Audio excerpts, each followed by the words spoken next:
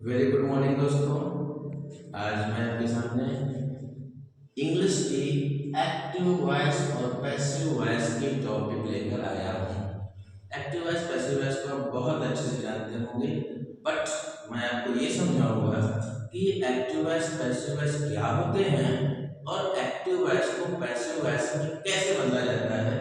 इन्हें थोड़ा सा आसान तरीके से समझने के लिए मैंने आपके सामने कुछ टूल्स रखे हैं और इन पर आधारित कुछ एग्जाम्पल्स मैं भी आपको दूंगा।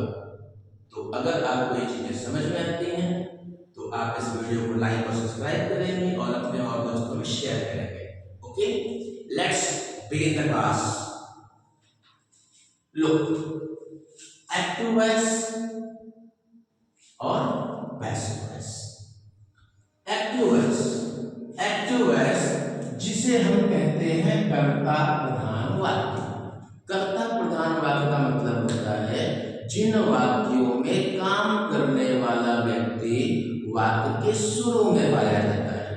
अगर कार्य करने वाला व्यक्ति वाक्य के शुरू में है तो ऐसा वाक्य एक्टिव वॉइस कहा जाता है। जैसे आप सामने देख रहे होंगे, the sentence is Ram pledge cricket. ये सेंटेंस है राम प्लेज क्रिकेट, जहां पर राम प्ले यानी खेल रहा है। और क्या खेल रहा है? क्रिकेट खेल रहा है। तो प्ले मीन्स खेलना, और खेलने वाला काम कौन कर रहा है? राम। राम कहाँ है? हमारे सेंटेंस के शुरुआत में। अगर सेंटेंस की शुरुआत में ये सब्जेक्ट पाया जाता है तो ऐसे वाक्य कहलाते हैं एक्टिव वॉइस। ठीक बेटा, अगला देखिए पैसिव वॉइस। पैसिव वॉइस को हम कहते हैं कर्म प्रधान वाक्य। कर्म प्रधान वाक्य अर्थात वाक्य के शुरू में सब्जेक्ट नहीं होगा, अब वाक्य के शुरू में ऑब्जेक्ट होगा अर्थात कर्म होगा। जैसे ऐसे वाक्यों में ऑब्जेक्ट वाक्य के शुरू में होता है, जैसे cricket is played by Ram. ये आपके सामने एग्जांपल है, cricket is played by Ram. अब यहां पे देखिए प्ले मीन्स खेलना, लेकिन खेल कौन रहा है? राम। और राम कहाँ है? वाक्य के लास्ट में यानी कि अंत में। तो वाक्य के शुरू में क्या है? क्रिकेट। और क्रिकेट क्या है? क्रिकेट इस वाक्य का ऑब्जेक्ट है ना कि सब्जेक्ट। और अगर वाक्य के शुरू में वर्ब के ठीक पहले ऑब्जेक्ट हो तो ऐसा वाक्य हमेशा पैसिव वॉइस कहा जाता है। क्लियर? तो अब आप समझ गए होंगे एक्टिव वॉइस किसे कहते हैं और पैसिव वॉइस किसे कहते हैं। अब हम लोग देखेंगे एक्टिव वॉइस को पैसिव वॉइस में बदलना। आखिर एक्टिव वॉइस को पैसिव वॉइस में हम कैसे बदलें? चलिए, इनके लिए कुछ नियम है। सबसे पहला रूल हमारा क्या कहता है? जैसा कि हम जानते हैं एक्टिव वॉइस में सब्जेक्ट शुरू में, पैसिव वॉइस में ऑब्जेक्ट शुरू में। इसलिए सबसे पहला नियम कहता है पैसिव वॉइस बनाते समय वाक्य के ऑब्जेक्ट को, जो भी आपके वर्ब के ठीक बाद आता है यानी कि ऑब्जेक्ट, उसको सब्जेक्ट की जगह पर लिख दें। आपके वाक्य में जहां पर भी ऑब्जेक्ट है उसे वर्ब के ठीक बाद ऑब्जेक्ट को उठाएं और वर्ब के ठीक पहले सब्जेक्ट की जगह पर लिख दें। ये हमारा सबसे पहला रूल है। सेकेंड रूल कहता है टेंस में कुछ परिवर्तन होते हैं। अब टेंस में परिवर्तन, इसके लिए तो हमें बहुत लंबे रूल को जानना होगा। जैसे आखिर कौन सा टेंस किस टेंस में बदल जाता है, इस चीज को हमने थोड़ा सा आसान कर लिया है। आपको यहाँ पर टेंस जानने की कोई जरूरत नहीं है।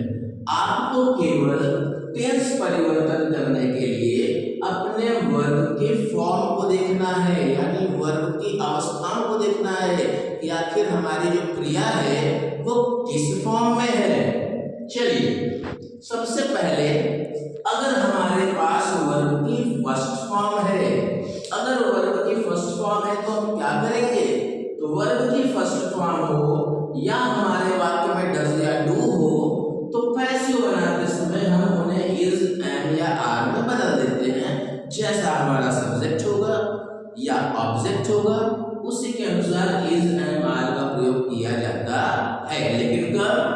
जब हमारे एक्टिव वॉइस में वर्ब की फर्स्ट फॉर्म होगी।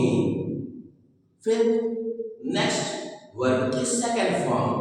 वर्ब की सेकंड फॉर्म की पहचान है कि वर्ब की सेकंड फॉर्म कभी भी किसी भी हेल्पिंग वर्ब के साथ में नहीं आती, ये किसी भी सहायक क्रिया के साथ में नहीं आती है। तो वर्ब की सेकंड फॉर्म या डिड भी सेकंड फॉर्म होती है, ये डू की सेकंड फॉर्म है। तो अगर वर्ब के सेकंड फॉर्म या डिड आपको आपके वाक्य में दिखाई देता है तो ऐसे वाक्य की पैसिव वॉइस बनाते समय हम इन्हें वाज या वर्ब में बदल देते हैं। रूल नंबर 3, अगर हमारे पास एक्टिव वॉइस में वर्ब की थर्ड फॉर्म हो, अगर वर्ब की थर्ड फॉर्म हो तो क्या करेंगे? तो सबसे पहले जाने कि हम वर्ब के थर्ड फॉर्म को कैसे पहचानते हैं। वर्ब की थर्ड फॉर्म की सबसे बड़ी पहचान है कि ये हमेशा हेल्पिंग वर्ब के साथ ही आती है। बिना हेल्पिंग वर्ब के वर्ब के थर्ड फॉर्म कभी भी किसी वाक्य में नहीं आ सकती, थर्ड फॉर्म का होना जरूरी है। तो अगर वर्ब की थर्ड फॉर्म दिखाई दे तो जो भी हेल्पिंग वर्ब हमारे पास में पहले से है हम उसी हेल्पिंग वर्ब में बीन जोड़ देंगे और हमें कुछ नहीं करना, कोई टेंस नहीं बदलना, कोई हेल्पिंग वर्ब नहीं बदलनी, उसी हेल्पिंग वर्ब में बीन जोड़ देना है। ओके, लास्ट वर्ब की फोर्थ फॉर्म जिसे हम आईएनजी फॉर्म कहते हैं। अगर हमारे पास वर्ब की चौथी फॉर्म यानी कि आईएनजी फॉर्म है तो हम जो भी हेल्पिंग वर्ब होगा उसी हेल्पिंग वर्ब में बीइंग जोड़ देंगे। यहाँ भी हमें टेंस बदलने की कोई जरूरत नहीं है, उसी हेल्पिंग वर्ब में बीइंग जोड़ देना है। ये हो गए हमारे टेंस में परिवर्तन के लिए कुछ छोटे से नियम जो कि आप देख करके वाक्यों को समझ सकते हैं। अब आते हैं रूल नंबर 3 पर। रूल नंबर 3 कहता है कि आपको पैसिव वॉइस बनाते समय हमेशा वर्ब की थर्ड फॉर्म का प्रयोग करना है। जी हाँ, पैसिव वॉइस बिना थर्ड फॉर्म के नहीं बन सकता। तो अगर आप पैसिव वॉइस बना रहे हैं तो आपको वर्ब की थर्ड फॉर्म लगानी होगी। आपको वर्ब की फॉर्म कैसे बनाते हैं इसके लिए मैं अगले वीडियो में ये बताऊंगा। रूल नंबर 4 कहता है कि वाक्य के सब्जेक्ट को बाई लगाकर ऑब्जेक्ट की जगह लिख दें, क्योंकि आपने वाक्य के सब्जेक्ट की जगह ऑब्जेक्ट लिख दिया है। अब ये सब्जेक्ट कहाँ जाएगा? तो इसे हम बाई लगाकर ऑब्जेक्ट की जगह पर लिख देंगे। अब आप इसे स्क्रीनशॉट ले लें तो फिर मैं एग्जाम्पल के माध्यम से और स्ट्रक्चर के माध्यम से आपको समझाऊंगा। ओके, मैं हट रहा हूं, आप स्क्रीनशॉट ले लें।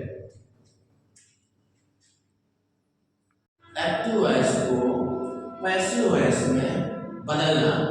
अब उन्हीं चीजों को जो हम लोगों ने अभी पढ़ रखा है एग्जाम्पल्स के माध्यम से समझेंगे कि आखिर एक्टिव वॉइस को पैसिव वॉइस में कैसे बदलते हैं। चलिए देखते हैं example number 1। He stole my pen। अब हमारे पास जो सेंटेंस है वो है he stole my pen। इसमें he stole my pen, stole एक वर्ब है जिसका मतलब होता है चोरी करना। स्टील की सेकंड फॉर्म होती है स्टोल। अब स्टील की सेकंड फॉर्म स्टोल है जिसका मतलब होता है चोरी करना। तो चोरी किसने की? ही, यानी उसने की। तो ही क्या हो गया? ये हमारे वाक्य का सब्जेक्ट है क्योंकि चोरी करने वाला ही है जो कि वाक्य के शुरू में मौजूद है। और क्या चोरी की? पेन को चोरी किया। तो पेन क्या हो गया? ऑब्जेक्ट हो गया। तो ही हमारे वाक्य का सब्जेक्ट हो गया और पेन हमारे वाक्य में ऑब्जेक्ट हो गया। तो हमने सब्जेक्ट, वर्ब और ऑब्जेक्ट को ढूंढ लिया। अब हमारा काम सबसे पहला क्या था? हमने सबसे पहला रूल पढ़ रखा था कि आप अपने वाक्य के ऑब्जेक्ट को सब्जेक्ट में बदल दीजिए। तो हमें सबसे पहला काम करना है कि ऑब्जेक्ट को सब्जेक्ट में बदल देना है। तो ऑब्जेक्ट जो कि माई पेन है हम इसे कहाँ लिखेंगे? हम इसे लिखेंगे ई की जगह पर। सबसे पहले हमने लिख दिया माई पेन, ये हमारा पहला काम। फिर सेकंड रूल हमने क्या पढ़ा है? सेकंड रूल पढ़ा है कि टेंस बदलने के लिए आप वर्ब को देखेंगे। जब आपने वर्ब को देखा तो आपको क्या दिखाई दिया कि हमारे पास वर्ब की सेकंड फॉर्म है। हमने बताया था फर्स्ट फॉर्म को इज एमआर में, सेकंड फॉर्म को वाज वर्ब में, हमने बताया था थर्ड फॉर्म हो तो हेल्पिंग वर्ब में बीन जोड़ेंगे, और हमने बताया था आईएनजी हो तो हेल्पिंग वर्ब में बीइंग जोड़ेंगे। तो हम फिर उसी नियम पर चलेंगे कि हमारे पास वर्ब की कौन सी फॉर्म है? सेकंड फॉर्म, अर्थात हम वाज या वर्ब को लेंगे। अब ये सेकंड फॉर्म है तो सेकंड फॉर्म ने हमें क्या दे दिया? वाज दे दिया। और फिर तीसरे नियम में हमने क्या पढ़ा था कि हमेशा हमें पैसिव बनाते समय वर्ब की थर्ड फॉर्म को ही रखना है। तो अब आते हैं वाज के बाद स्टील की थर्ड फॉर्म, ये क्या हो गई? स्टोलन। ये हो गई वर्ब की third form, my pen was stolen. अब लास्ट रूल हमने क्या पढ़ा था कि वाक्य के सब्जेक्ट को बाई लगाकर ऑब्जेक्ट बना दीजिए। सब्जेक्ट को बाई लगाकर ऑब्जेक्ट बना दीजिए। तो हमारे पास वाक्य के शुरू में ही है और ही को हम बाई लगाकर लिखेंगे वाक्य के लास्ट में, और लास्ट में जब ही लिखेंगे तो ही का ऑब्जेक्ट बन जाएगा बेटा हिम। इस तरीके से हम लोगों ने इस वाक्य को बना लिया। ये एक्टिव वॉइस था जिसमें शुरू में काम करने वाला ही मौजूद है।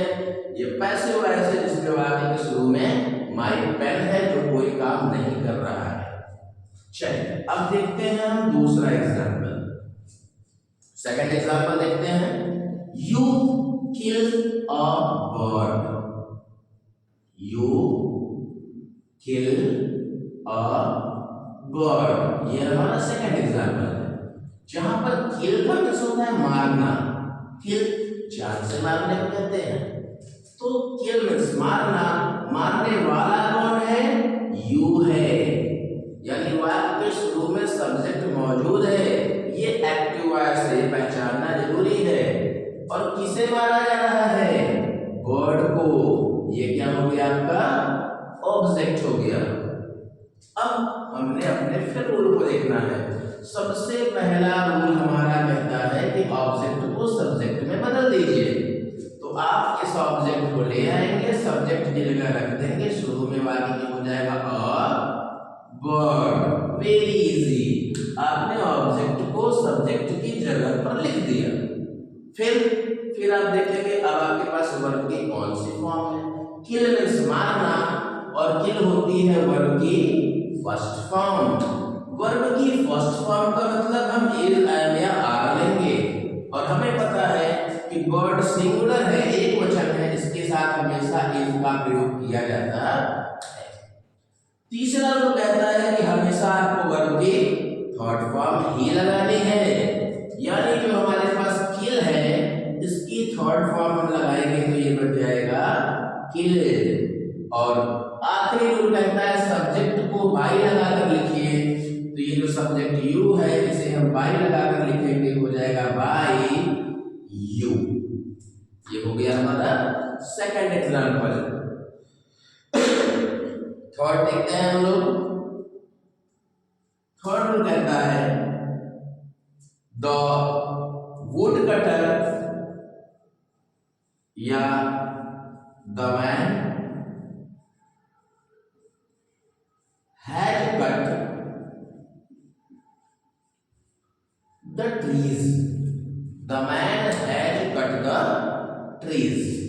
अब हम देखेंगे यहां पे शुरू में मैन है, मैन वाक्य का सब्जेक्ट है, फिर हेल्पिंग वर्ब हैज दिखाई दे रही है, इसके बाद हमें कट दिखाई दे रहा है। कट मींस होता है काटना, और किसे काटा जा रहा है? ट्रीज को काटा जा रहा है। ये हो गया हमारा object, the man has cut the trees. अब हम बनाते हैं अपना रूल। रूल क्या कहता है? रूल नंबर 1, ऑब्जेक्ट को बदल दीजिए सब्जेक्ट में। तो सबसे पहले हमने ट्रीज को उठाया और वाक्य के शुरू में लिख दिया, सबसे पहले हो गया द ट्रीज, ये हमने द ट्रीज लिख दिया। अब दूसरा रूल कहता है कि आप वर्ब की फॉर्म को देखें, और जब हम वर्ब की फॉर्म को देखेंगे तो हमें पता होना चाहिए कि हैज के साथ हमेशा वर्ब की थर्ड फॉर्म आती है। और थर्ड फॉर्म क्या कहता है कि आप हेल्पिंग वर्ब में बीन जोड़ दें, यानी ये जो हमारे पास हैज है इसे हम हैज के साथ क्या लगाएंगे, बीन लगाकर लिखेंगे। तो द ट्रीज हैज बीन, अब चूंकि यहाँ ट्रीज ढेर सारे हैं तो यहाँ आप हैज नहीं लगा सकते, यहाँ आपको ट्रीज के अकॉर्डिंग बहुवचन हैव बीन का प्रयोग करना होगा। द ट्रीज हैव बीन, ये कट पहले से ही थर्ड फॉर्म है तो आप इसे ऐसे ही लिख देंगे अपनी जगह पर हमेशा थर्ड फॉर्म, और सब्जेक्ट को बाय लगाकर लास्ट में लिखेंगे। तो लास्ट में सब्जेक्ट को लिखेंगे बाय द मैन। ये आपके 3 एग्जांपल्स खत्म हुए। देखने पर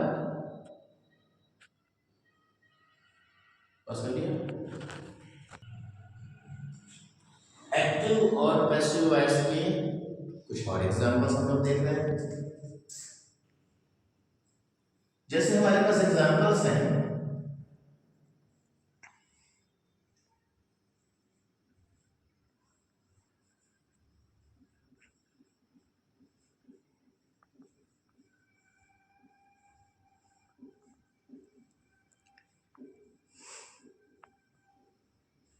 अब ये इंट्रोगेटिव सेंटेंस हमारे सामने है, was he giving you money. अब हमें इसके पैसे का को बनाना है। तो पहले हम देखेंगे हमारे वाक्य में काम क्या हो रहा है। वर्ब है गिव यानी देना, और वर्ब में क्या लगा हुआ है, ये है वर्ब की आईएनजी फॉर्म, और काम करने वाला कौन है, ही, यानी ही है वाक्य का सब्जेक्ट, और गिव यानी देना, दे किससे रहे हैं, यू, यू है हमारे वाक्य का object.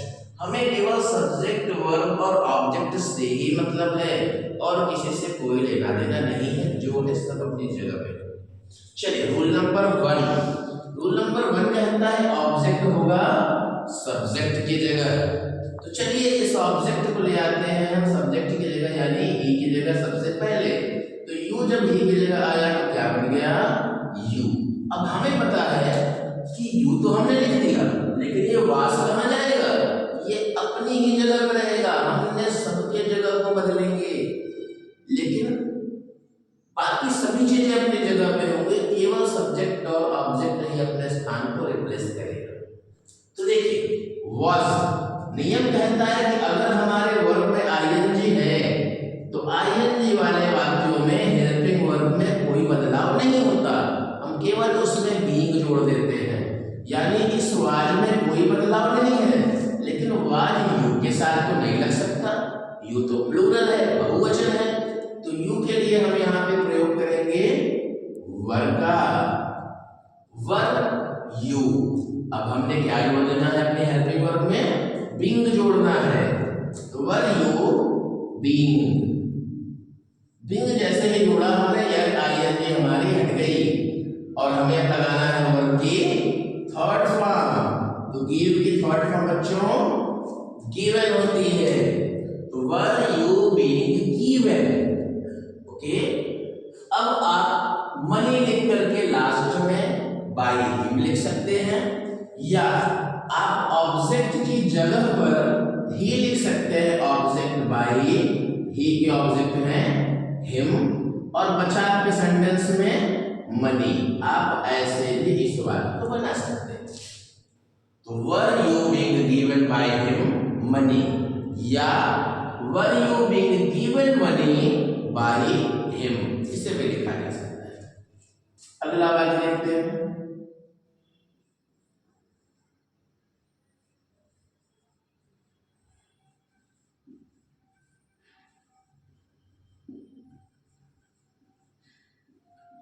He has done his work, हमने देखा he has done his work।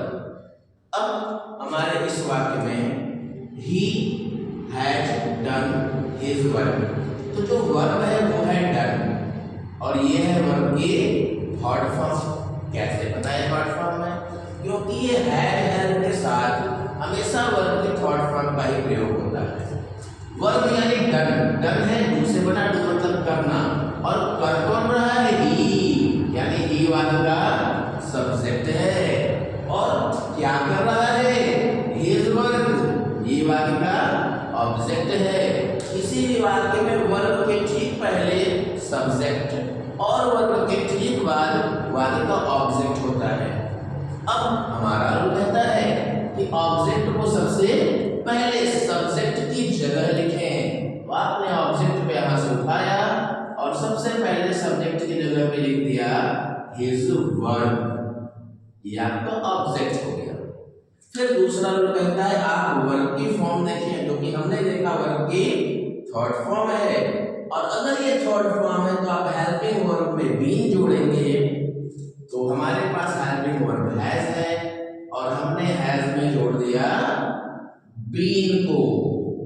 अब रूल नंबर 3 कहता है हमेशा वर्ब की थर्ड फॉर्म तो ये पहले से ही है, हमने लिख दिया थर्ड फॉर्म डन। और ही जो हमारे पास सब्जेक्ट बचा, रूल कहता है सब्जेक्ट को लास्ट में बाई लगाकर ऑब्जेक्ट बना दें। तो ही को हमने उठाया और लास्ट में लिख दिया बाई लगाकर, तो ही की ऑब्जेक्ट क्या होती है बच्चों? हिम। इस तरीके से हमारा ये पैसिव तैयार हो गया। अगला वाक्य देखते हैं।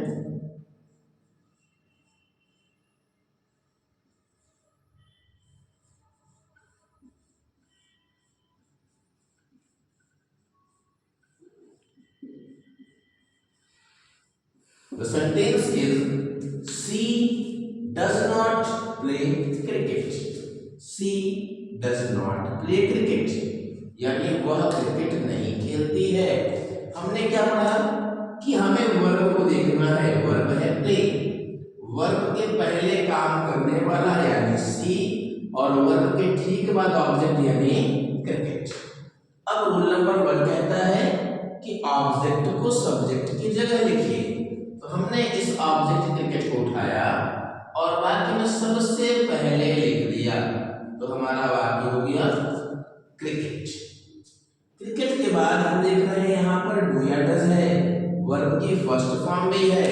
हमें पता है कि वर्ब की फर्स्ट फॉर्म या डज जो हो तो आप इसे इज एंड आर में बदल दें। तो क्रिकेट के साथ हम क्या लगाते हैं? इज का प्रयोग करते हैं।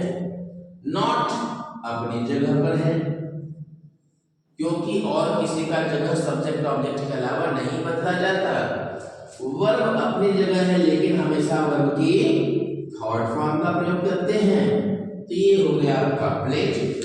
और सबसे लास्ट में सब्जेक्ट हम ऑब्जेक्ट की जगह पर लिखते हैं बाई लगाकर, तो बाई सी बदल जाता है ऑब्जेक्ट हर में।